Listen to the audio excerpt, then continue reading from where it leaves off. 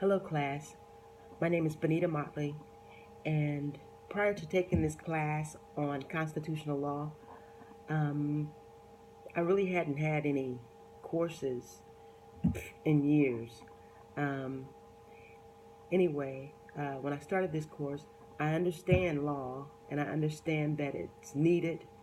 Um, but prior to taking this course, or during the process of taking this course, um, one of the questions was, what is the interpretation of the constitutional law? Um, and those who wrote it. And so I went back and looked at, during that era, who were the people. They were the founding fathers. They were lawyers and Christian men. But then I also looked at history during that time for African Americans. And it concerned me that if there were Christian men and lawyers, then why were people treated so harshly? Um, I had to realize and do a mind search for myself, to see that and to understand that all people are not the same. I understand that. Um, Everyone is different, and not all people, because then it would be a stereotype for me to say that all Caucasian people treated African Americans that way. These men, as stated in this book and in history, they were lawyers and devout Christian men. So their mindset was on divine law. Um, as I look at the hierarchy um, of the Constitution, uh, I understand that the base is divine law. Divine law does not change; is consistent.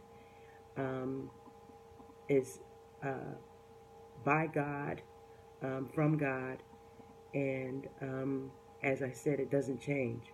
Um, the next phase in the hierarchy is uh, independence, the Declaration of Independence, which was written in 1776.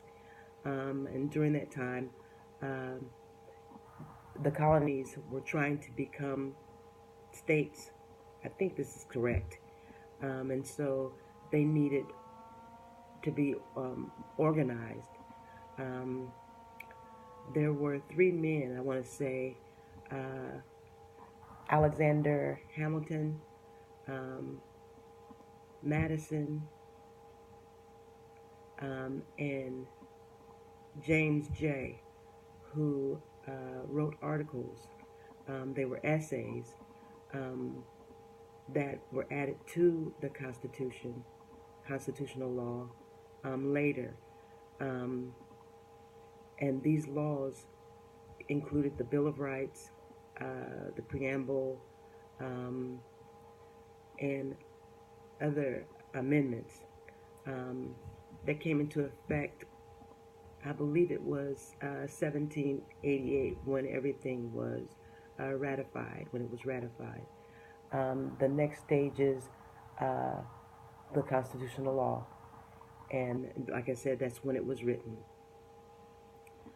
Um, what I realized is because of the laws for everyone, for all people, um, it's in line with divine law, which is base and foundational.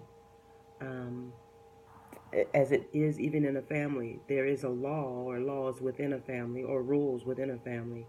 Um, you don't just have a family and not have any guidelines, and sometimes that's how the world is. And I think too also that that might have been the case even back then, um, when laws were written. Not everybody has a foundation. Not everybody has a Christian foundation. Everyone is different. And so when they don't have the Christian foundation, then negative things do occur.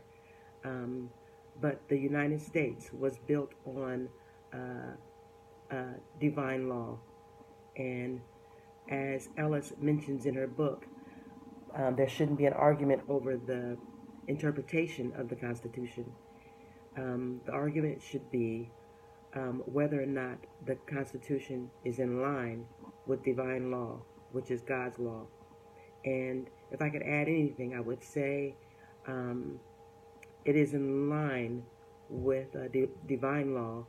And I thought about a scripture which said, which is the new commandment in John, the book of John. Um, the new commandment that I give to you is that you love one another. And I might be paraphrasing, but that you love one another. And if you love one another, then the laws are followed, Constitution is followed. But because of the way the world started in Genesis, there is evil present. But it is up to us to advocate for justice and for right for all people. I thank you, and you all have a wonderful day. Bye bye.